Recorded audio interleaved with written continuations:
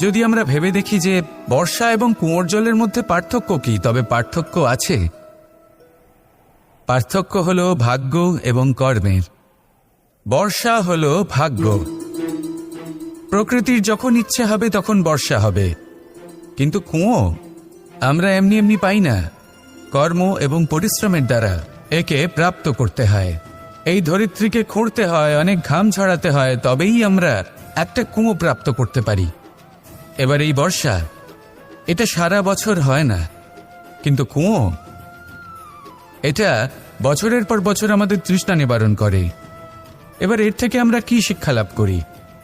এটাই যে আপনি ভাগ্যের ওপর বিশ্বাস রাখুন, কিন্তু নিজের কর্মের ওপর আস্থা রাখুন। কারণ কর্ম এবং পরিশ্রম আপনাকে এই সংসারের যে কোনো শিখরে পৌঁছে দিতে পারে। তাহলে নিরন্তর প্রয়াস করুন, কর্ম করুন